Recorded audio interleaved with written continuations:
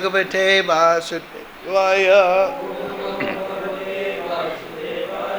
All together, please.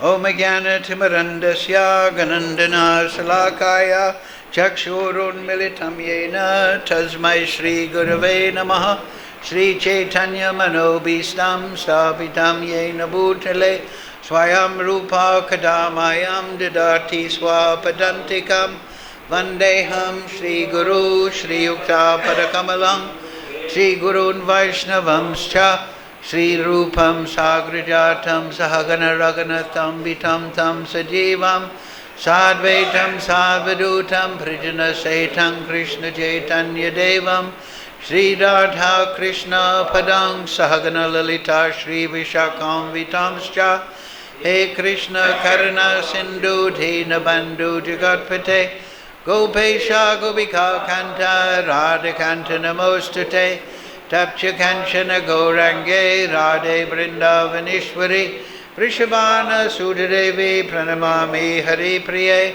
Vanchakalpa Tarubhyascha Kripa Sindhu Bevacha Patitanam Pavemnu Vaishnavebhyo Namo Namaha Shri Krishna Chaitanya Prabhu Nityananda Shri Advaita Gadadhar Shivasadi Gaura Bhakta Vrinda Hare Krishna Krishna Krishna Hare Hare Hare Ram Ram Ram Hare Hare Jai.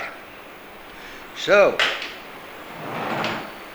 reading from Srimad Gita Upanishad as it is, translation and commentary Srila Prabhupada, chapter 15, verse number 6, chapter entitled Yoga of the Supreme Person, correct? Number 6. So today is Krishna talking about his own abode. Yes. So, please repeat.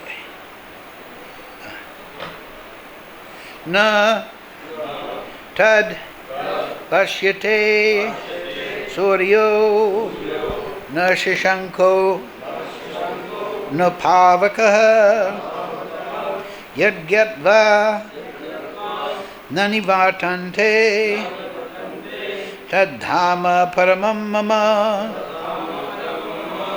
na tad. Repeat word for word. Na, not, tat, that, bhāsayate, illuminates, sūryaḥ, the sun, na, nor, śaśāṅkaḥ, the moon, na, nor, pāvakaḥ, fire, electricity, yat, where, gatvā, going, na, never, nivartante, they come back, tat dhāma, that abode, paramam, supreme, mama, my.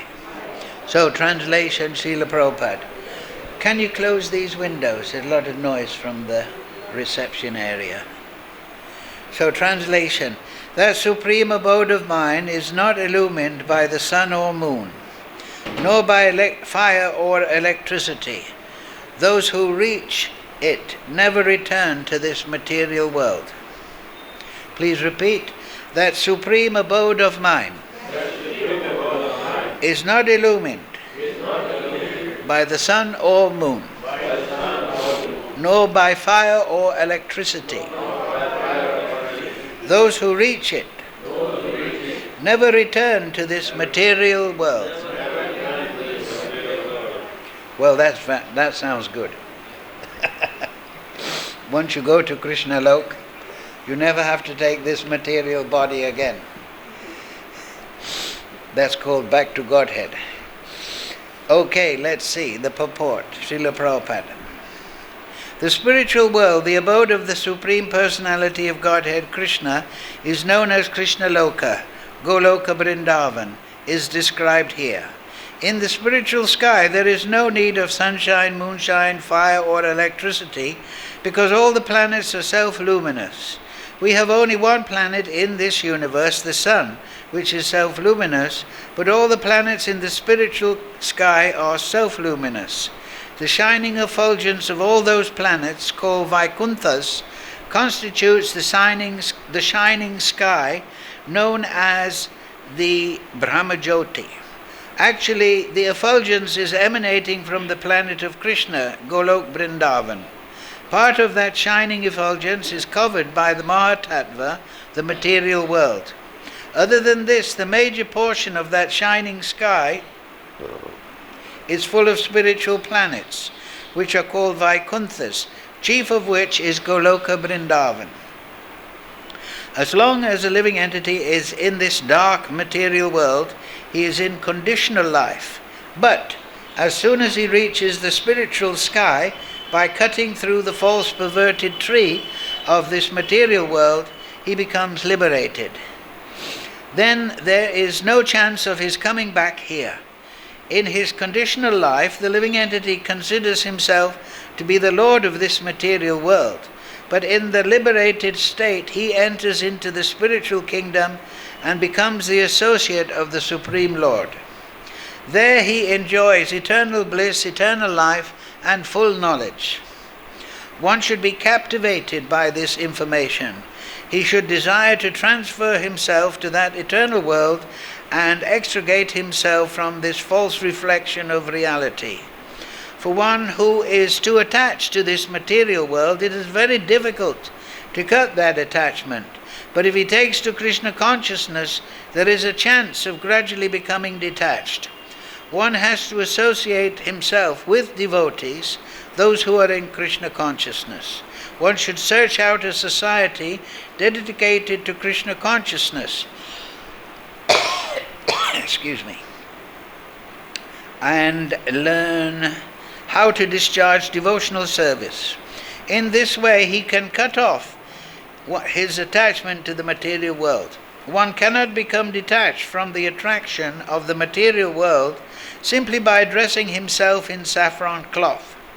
He must become attached to the devotional service of the Lord.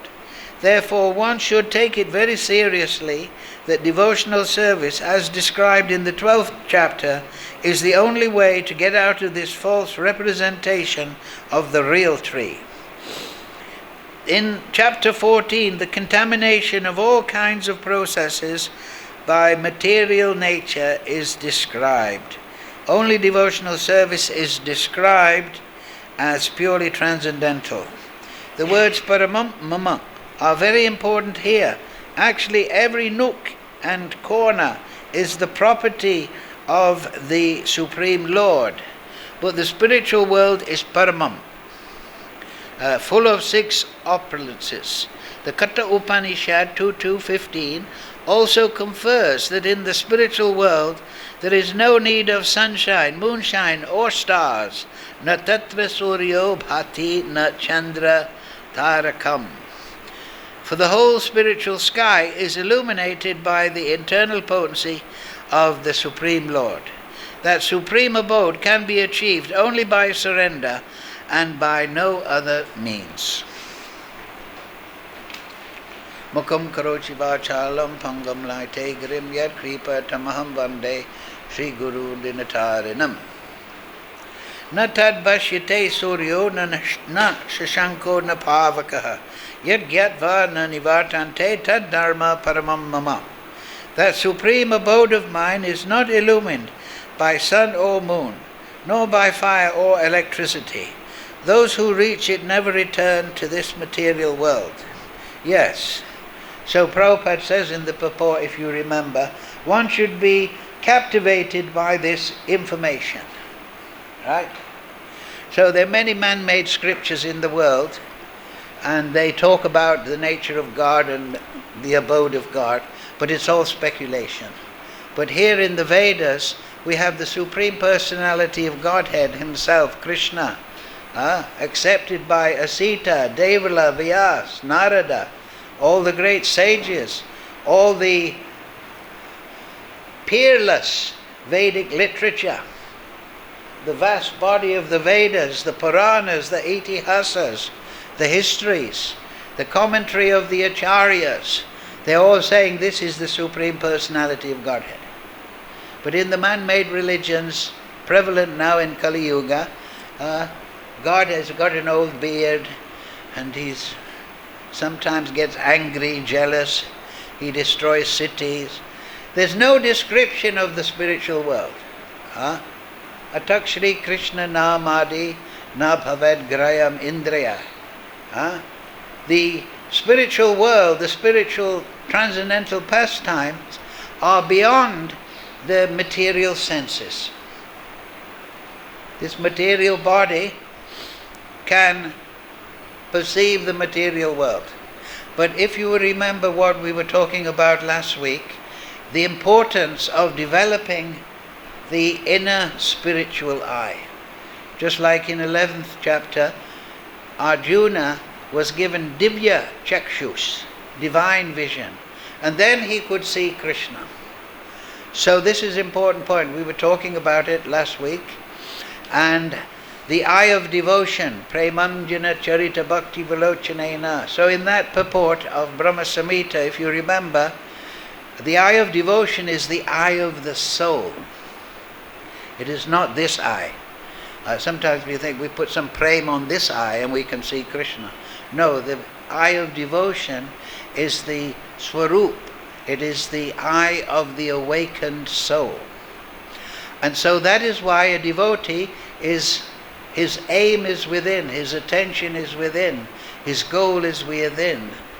And he is sober to the material world. He's not agitated by the external world. He's not overly interested in the political affairs of the material world. He is focused within, and with his awakening spiritual consciousness, he is searching out for the abode of Krishna. He wants to get the vision of Krishna in the spiritual world. He wants to see there Srimati Radharani.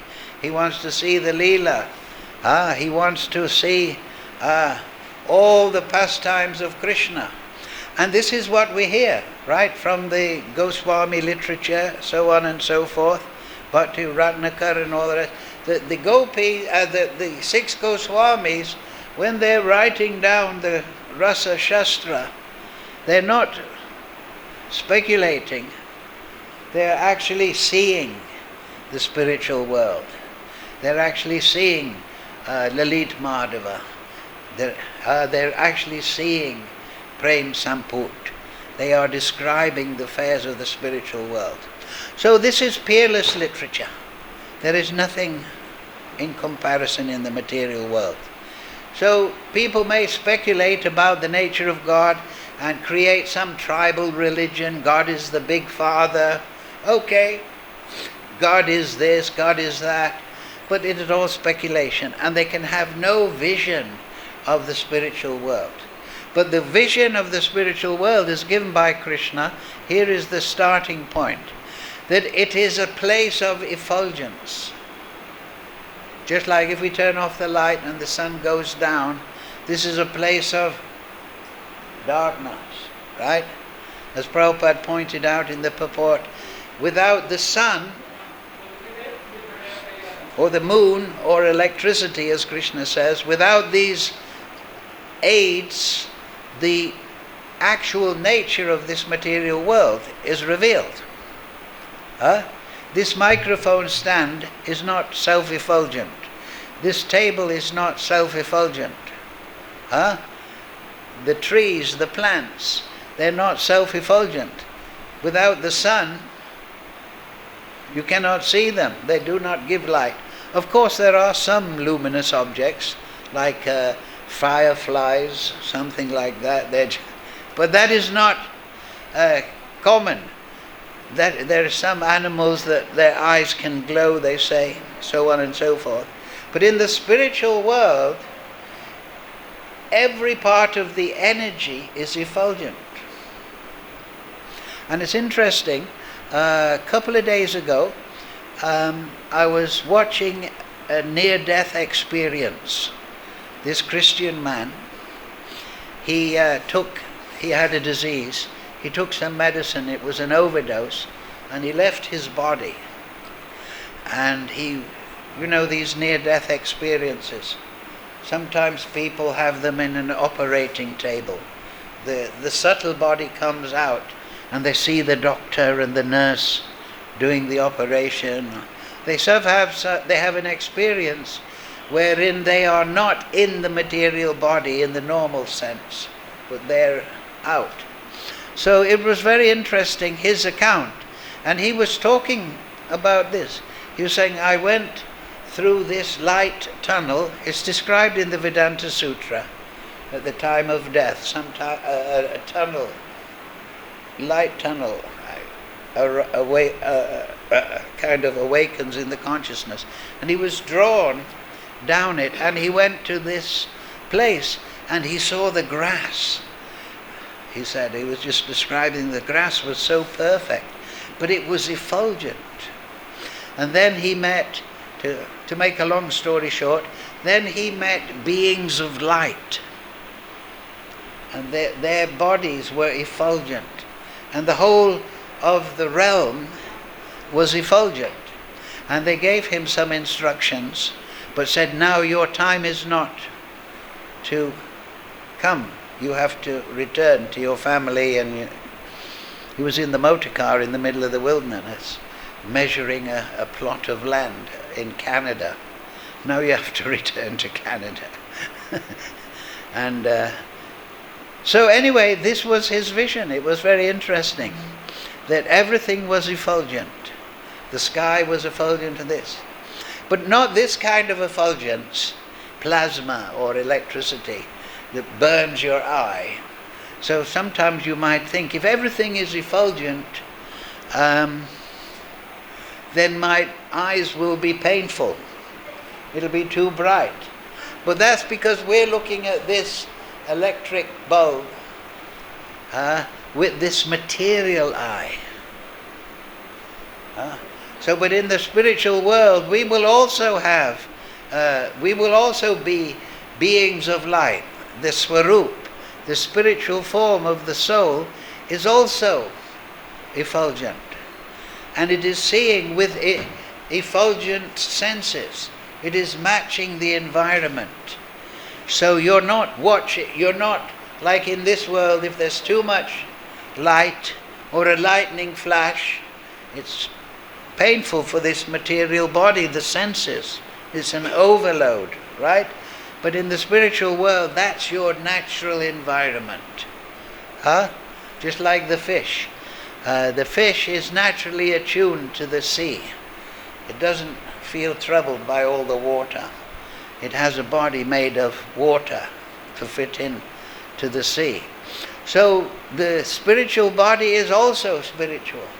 So the effulgence of everything is not a burden, it is not an overload, but it is the natural condition. And so that is described in the Brahma Samhita. Actually, I'll read it, because it's a description of the Krishna's abode. Because if you remember, in 13th chapter, that was nature, the enjoyer, and consciousness. So Krishna talked about the spiritual nature and the material nature. And he also gave the items of knowledge and the items of ignorance, right?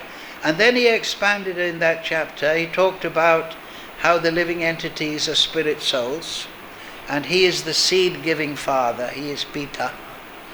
But then he talked about this super soul. But then he said, look beyond all the beings that you see expanded in this world. In this world we see plants, we see monkeys, we see dogs, we see different human beings, we see birds. But Krishna told Arjuna, expand your vision beyond this materially manifest world of living entities, and at least through the eye of knowledge see the Supreme Lord beyond. And then in the 14th chapter, the same idea was there, that there is the modes of material nature, but beyond that there is the Brahman. And Krishna told Arjuna, similarly, you look beyond the three modes, everything that is going on in this dark material world, and you have a vision of Brahman. And how do you reach that mamchiyova vicharena bhakti-yogena sevate? That by bhakti you can reach the spiritual world. As Prabhupada pointed in the spiritual world purport, the spiritual world is a place of dedication, it's a place of service. But in the material world, everyone is serving their own desires, trying to control the material world. But in the spiritual world, everyone has seva bhav. So bhakti is based on service to the Supreme Lord and the Supreme Lord's devotees. So if we develop that spiritual bhava, that seva bhav, then we can get the vision of the spiritual world directly, and our swarup will awaken from this dormant condition in the soul. So, and then Krishna said, okay, I can be reached, and Brahmano pratishtaham amritasya, that I am the basis of that eternal Brahman. So Brahman means Brahm, so the Supreme. So Brahm or Supreme Brahman has got many, you find it throughout the Vedas. It means that which is supreme. And it has many definitions. There is the Brahman effulgence, the Brahmajyoti, which is the effulgent of the spiritual realm, that ultimately is rooted, as Prabhupada said, in Krishna Loka, and that effulgence. And then there is Paramatma in the spirit, in the material world. Paramatma is governing everything in the material world, running everything, the karma, the activities, time, everything. And then there is Bhagavan, the Supreme Person. But also, the Brahman is also the spiritual energy. But also, you will find also that the total material substance is also Brahman, the Pradhan. And this Pradhan is interacted by the three modes, and it creates the gross material energy. So in another sense, this is Brahman. So the point is that everything is Brahman. Everything is the Supreme. Vasudeva Savamiti Sa Mahatma Sadurama. So the realization that everything is the energy of Krishna, it is the emanation of the Supreme Lord, that is the basis of knowledge. So that vision is attained through bhakti. But it is attained inwardly through the eye of devotion, the awakened swarup. So therefore we discussed that last week. You weren't here. You came at the end of the class. So it's very important that the devotee should be active and his attention is within and realizing within. And then he can realize the spiritual world more and more. And as he cultivates the vision of Krishna through smaranam within the heart, through chanting, through studying the Leela of Krishna, if he takes those pastimes and recalls them within the heart, then his internal cultivation of Krishna consciousness proceeds. And then that becomes his inner meditation. In the material world, we are always thinking, oh, now I've got an appointment at 10:30, and then after that I've got to fix the motorbike. Then what will I do for lunch? We have this inner dialogue, right, where we're assessing and planning this material experience. But the devotee, sadhana bhakta, he must develop this inner core, this realization of Krishna. And that is the aim of sadhana bhakti. Rather than just chanting Hare Krishna mechanically and going through sadhana mechanically, we should understand the purpose. And the purpose is to gather the vision of the spiritual world within the soul, within the heart. So, very important point. And so this information that Krishna is giving here of the spiritual world, we should contemplate it, right? we should try and absorb it. We should try and gather a vision in this way. And we can do our sadhana and our smaranam and our service in this mood. Because that is rag bhakti. Rag bhakti is to cultivate the mood of devotion in dasya bhav, sakya bhav, vatsalya bhav, madhurya bhav. It is to cultivate that mood in one's chanting. One should chant, and this is explained, illustrated in the Brihat Bhagavatam Rita, where Gopakumar, he's always absorbed in some mood. I'm a cowherd boy, and he's traveling. Sanatana Goswami tells a great story. He's going to Vaikuntha, this realm and this realm, but only when he goes to Golok is he at home.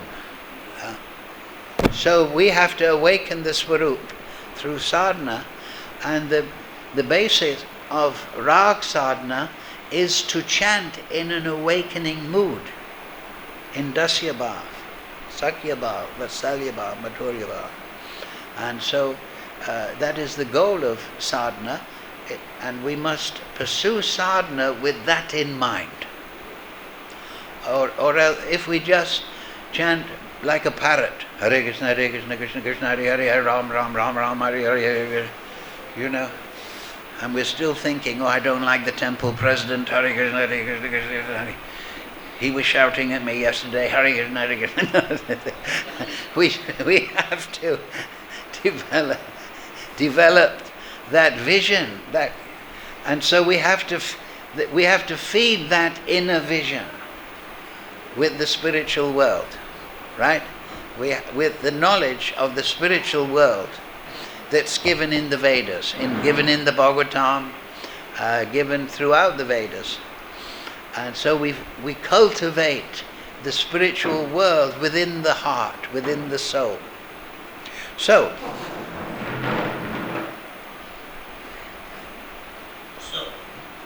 Shriya Kanta Parama Kautaravo. So, yes, it's number 56, yeah.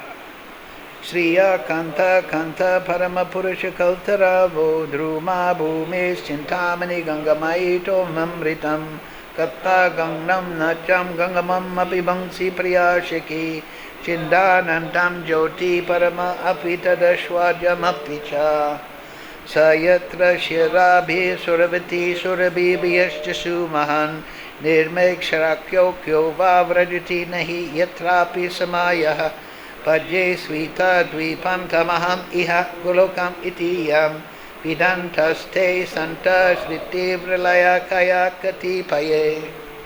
So here is some more food for that inner vision of the spiritual world that we want to develop.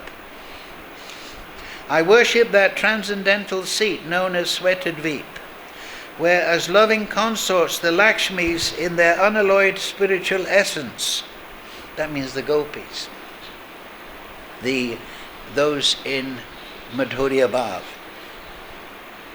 practice the amorous service of the Supreme Lord Krishna as their only lover.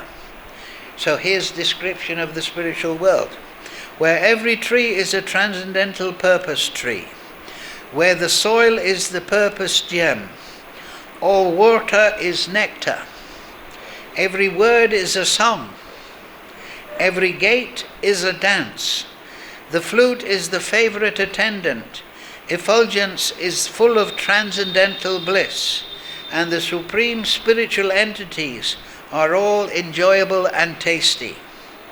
Where numberless milk cows always emit transcendental oceans of milk, where there is eternal existence of transcendental time, who is ever present and without past or future, and hence is not subject to the quality of passing away, even for the space of half a moment.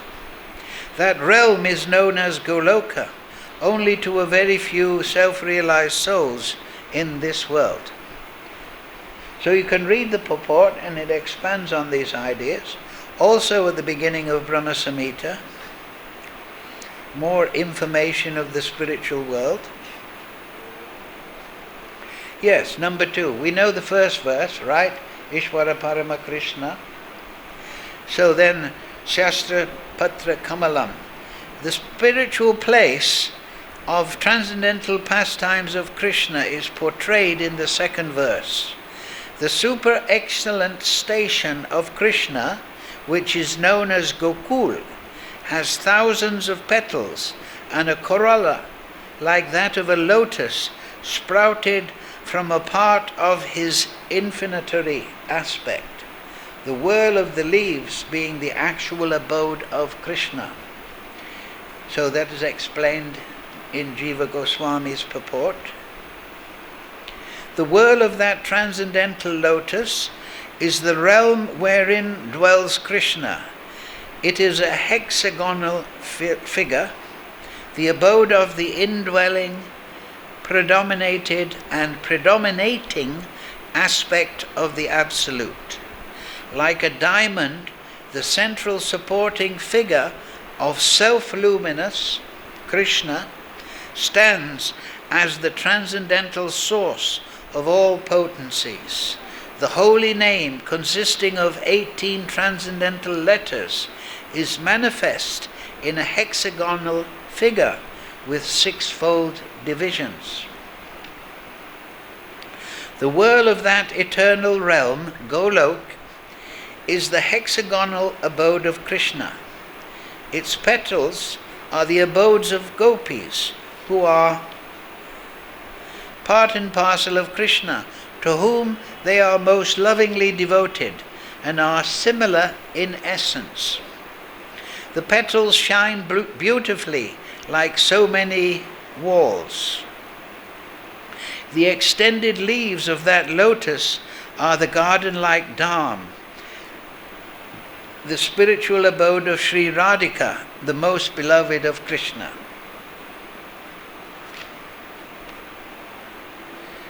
The surrounding external plane of Gokul is described in this verse. So that was the central core. It's compared to a lotus, with Krishna and Radha, and the gopis are the petals in the lotus. Of course, this is poetic and figurative. But now, around Gokul, there is a mysterious quadrangular place named Svetadvip, surrounding the outskirts of Gokul. Svetadvip is divided into 4 parts on all sides. The abode of Vasudeva, Shankarshan, Pradyumna, Adiruddha are separately located in each of these 4 parts. These 4 divided abodes are enveloped by the 4-fold human requirements such as piety, wealth, passion, and liberation, dharma, artha, kama, moksha. Also by the 4 Vedas, vis-a-vis Rig, Sama, Yajo, and Atharva, which deal with the mantra and which are the basis of achievements of the 4-fold mundane requirements. 10 tridents are fixed in the 10 directions, including the zenith and the nadir. The 8 directions are decorated with 8 jewels of Mahapadma, Padma, Shankha, Makara, Kyapaka, Mukunda, Kunda, and Nila. There are 10 protectors, Digpalas, of the 10 directions in the form of mantra. The associates of the hues of blue, yellow, red, and white, and the extraordinary potencies bearing the name of Vimala, etc., shine on all sides. So you have Golok compared to the lotus, and then you have this Svetadvip. Huh? Last one you read. Sorry? Last one. Just now you read last one. It's just saying that the potencies are there. Vimala, Bhu, Vimala. It's all described. You get a copy and you study, and then you'll get more vision. So then, after describing the circular surrounding of Gokul, the Lord of Gokul is the transcendental Supreme Person. of Godhead, the only self of eternal ecstasies. He is the superior of all superiors and is busily engaged in the enjoyments of the transcendental realm and has no association with the mundane potency. Krishna never consorts with his illusory energy. Still, his connection is not entirely cut off. Still her connection is not entirely cut off from the absolute truth. When he intends to create the material world, the amorous pastime in which he engages by consorting with his own spiritual chit potency, Rama, by casting his glance at the deluding energy in the shape of sending his time energy, is an auxiliary activity. So now, after describing Gokul and the Svetadweep surrounding area, now Krishna is established as the Supreme Person again, and then it talks about how the material world is created through the glance of Mahavishnu, which is the time factor, which is Sadeshwar, Lord Shiva. That is the lingam. The lingam is the time factor, Shiva, and then the yoni is Durgadharm. So this is Durgadharm. So also, in verse 43, Brahma Samhita, it explains the different abodes. So the point is, this supreme abode of mine, if you see the translation, the supreme abode of mine is not. So yes, in one sense, everything is the abode of Krishna, because it's all his creation. But so the translation Prabhupada has given, supreme, paramam mama, paramam. It is the supreme abode. That is his personal resting place. Just like the king. All the realm of the country belongs to the king, we can say. But he has his palace.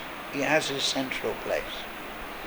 So, Gokul is that place, described like a whirl of a lotus surrounded by the Vedas, Artha, Dharma, Kama, Moksha, and you can't enter because without bhakti. Only the bhakta can allow. There is the Digpalas, Jaya and Vijay, that is a boundary, and only those that have devotion. And that entry doesn't just refer to going physically, but it means that if you want to get the vision of Gokul with your inner meditation, with your sadhana, then that inner meditation has to be in the mood of devotion. You understand? Yes. You have to meditate and contemplate Gokul with conjuring up Tesham satata yuktanam bhajatam priti purvakam. You have to meditate with the eye of devotion. You have to cultivate this. Krishna, you are Supreme Father. Aham bija pritak pita. Right? So that is a good way to be affectionate in a beginning sense, because he is the father of me, he is the soul. But each soul, charibhav, has an inner swarup, an inner mood, dasya bhav, sakya bhav, vatsalya bhav, madhurya bhav. So that will awaken if we chant with sincerity, with lolam, with lobta, with desire. Tesham sadata bhajatam priti purvakam. And then once that eye of devotion is there, the entrance to Gokul, even if you're sitting in this body, and we see the Goswamis and so many great Mahabhagavats, they had externally what could be called a material body, but they were absorbed in the pastime, and they were writing the Leela Shastra. So, of course, these are great souls, but every soul is made for that condition. This is the point. We're now distracted by the material energy, but we should understand that this is our inner nature, to live eternally, as Prabhupada said, through bliss and knowledge. But now we're not in the supreme abode, we're in Durgadharma. Durga, hard to go out. So Also in the Brahma Samhita, Golokla namni nididamni taleta tasya devi maheshu haridameshu teshu teju te pravavinichaya vihitasthiyena govindam adi purisham tamaham bhajami. So, here Lord Brahma, because now he's become enlightened, he's soaked in the spiritual energy, he's inspired, so he's writing the Brahma Samhita, which is his realization of the spiritual world. But also he's getting a vision of the material world, because his service will be to construct the material world on behalf of Govinda. So, lowest of all is located Devidam, mundane world. Next above is Mahesh Dham, abode of Mahesh. Above Mahesh Dham is Haridam, abode of Hari, Narayan. And above them all is located Krishna's own realm named Goloka. I adore the primeval Lord Govinda, who has allotted their respective authorities to the rulers of those graded realms. They're a grade. The Durgadam is the lowest, this material world, the place of the three modes, place of illusion, place of selfishness, lack of dedication, place of false knowledge, illusory conceptions. That is Devidam. But above that, Maheshdam. So Devi is Durga Devi, who is husband? Mahesh. Yeah, Lord Shiva. So Mahesh means the great control, the Mahesh. So Lord Shiva, husband of Parvati, they are actually the rulers of this world, in that sense.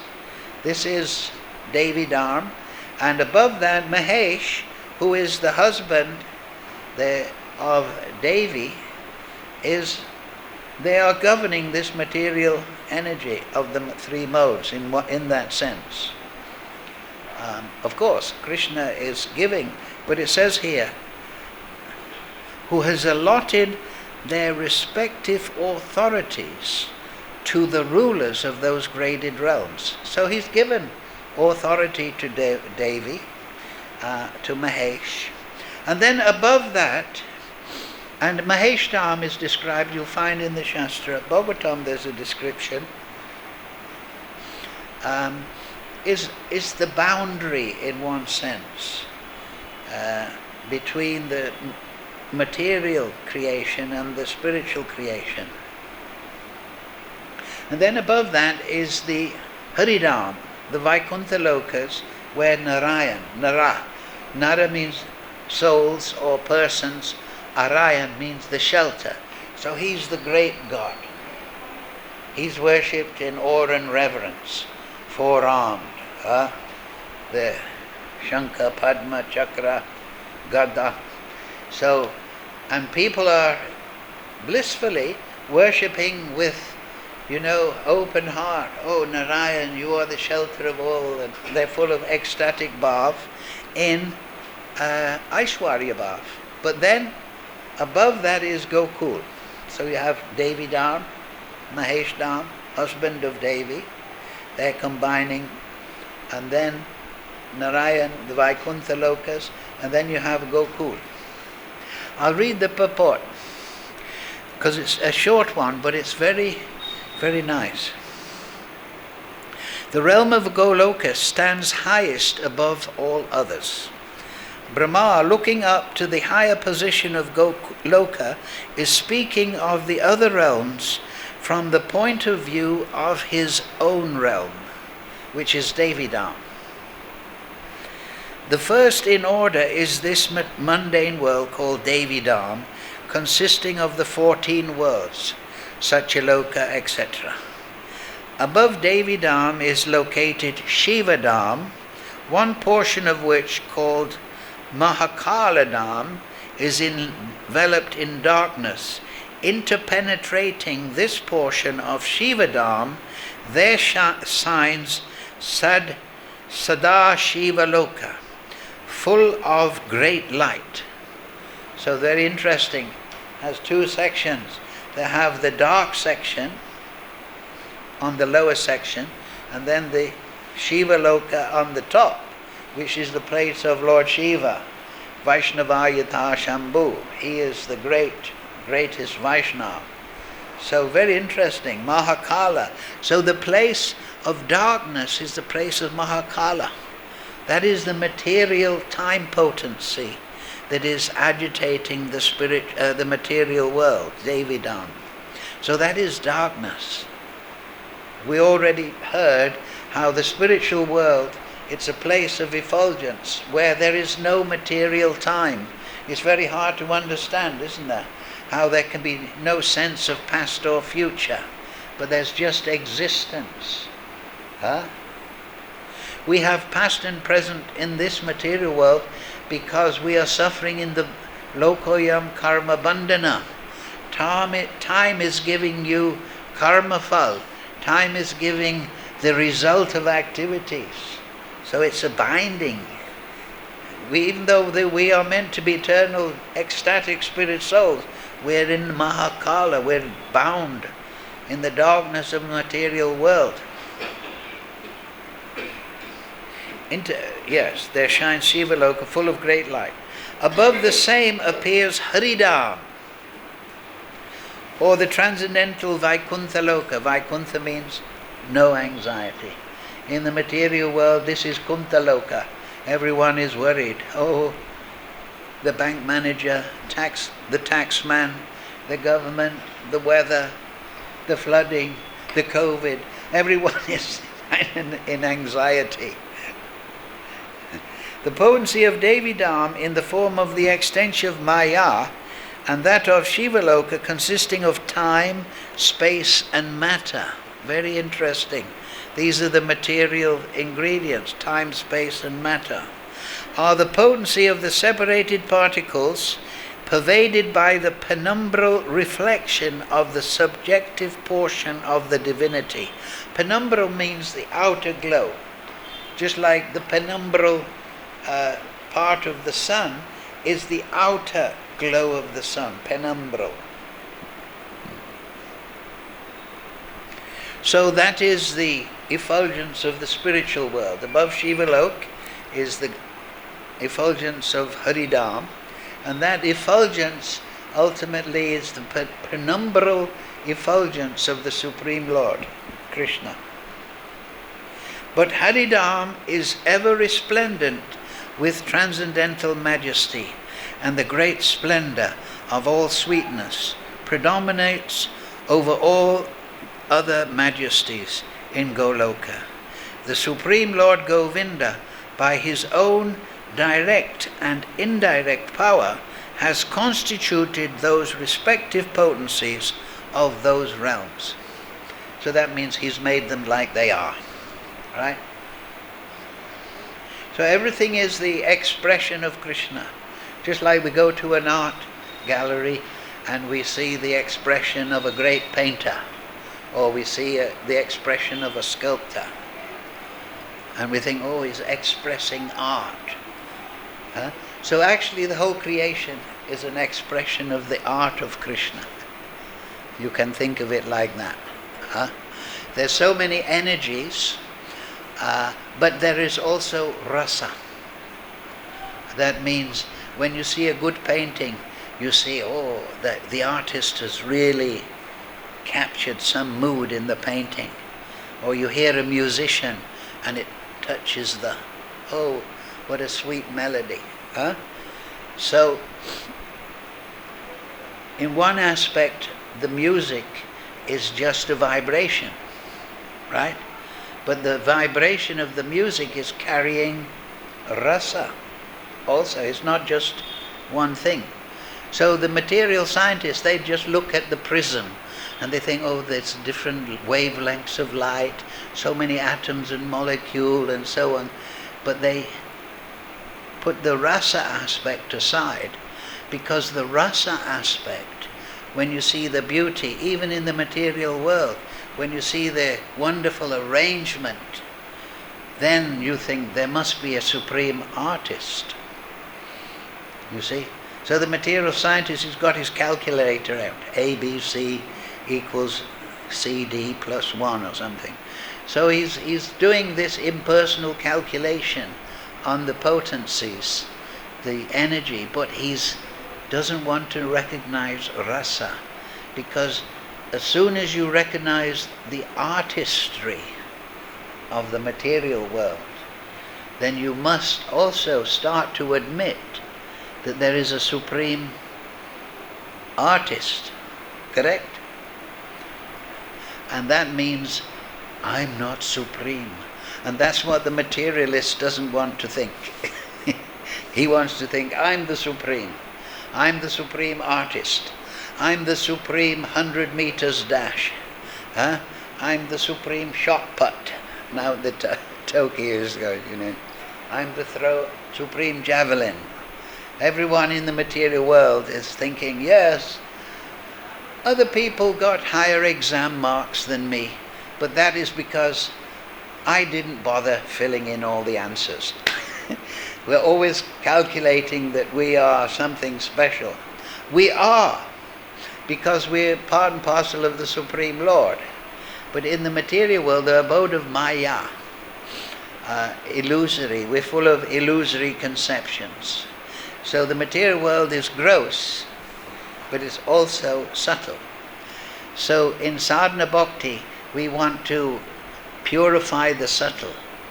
We want to purify the consciousness, and that means learning how to project the consciousness into the spiritual world. Right? So that's what Krishna is doing in this chapter, Yoga of the Supreme Person. The root of the material world is compared to an upside down banyan tree. So where is the root? Yes, it's at the top, at the Brahman. It is there with Krishna. The root is Krishna. And everything is coming down. The material world, Sutre Mani Gana Ivya, Vasudeva Savamiti, everything is Krishna. And it's rooted in Krishna. But we're not looking at the root. We're tangled like an ashwatthama tree, can be very, very big. We're navigating the tree. But we're not seeing the root is up there. We're thinking the root is going down. Right? So this is figurative. This is Krishna giving artistic idea to Krishna. So, na tad bhāsayate sūryo, na śaśāṅko, na pāvakaḥ. Right? So we can contemplate. We study the Shastra. That's why the commentaries are there, the Shastras there, so that we don't get a speculation about the spiritual world. We get a real vision upon which to contemplate by grace of Acharya. So thank you very much. Any question?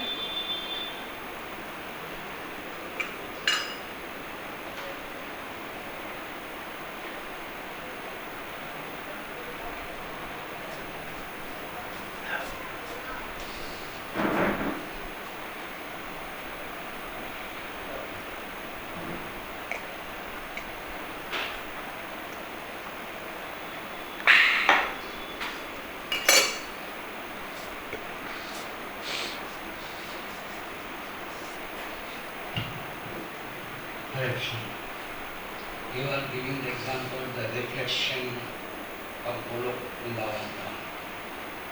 The reflection of Not reflection. Gokul is the source of light. Source of light. And the reflection. So reflection implies it's secondary. The material world is considered a reflection. It's not the direct spiritual world. It is similar to the spiritual world, but a reflection, say on the level of water, it's less distinct than the actual spiritual, than the tree. When the tree is reflected in the water, it's not as clear as the real tree. So this material world is like that. It has the elements of the spiritual world, it has the elements of the creation, but they're in a secondary, lower form. This material world whatever we are doing, that is similar to the spiritual knowledge. Well, I was just explaining that this is the jada energy. It is the dull material energy. It is not effulgent. It is not ecstatic. Just like in the spiritual world, they have wish-fulfilling trees. Nobody is hungry, but they eat out of enjoyment. Nobody is tired, but they take rest because it's another aspect of rasa in the spiritual world. You understand? So here in the material world, people are driven. Food, I must have food. I must go to sleep. I must have sex. I must have money. But in the spiritual world, everything is on the basis of lila. Everyone is atmaram, but they're taking rest by the bank of the Jamuna in the moonlight and tasting another form of rasa. You understand? So that spiritual rasa, Bhakti Rasamrita Sindhu, is the real abode. It's the real consciousness. But this material world, it is similar, but it is of an insubstantial nature. You understand? It is not. It is not bliss. Like here in the material world, you might go to the restaurant and eat the prasad, and then you become sick because it wasn't cooked properly.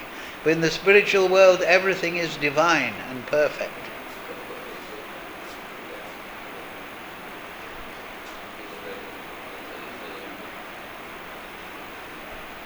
Any other questions? So everyone has got a vision of the spiritual world? Yes, sir. 100%? 200%. Oh, 200%. Well, we have to go from 1% to 2%, 3%. Okay then. Thank you all very much. Shri Krishna Chaitanya Mahaprabhu ki jai. Bhagavad-Gita Sadhu Sangha ki jai. Vrindavan Dham ki jai. Julan Yatra ki jai.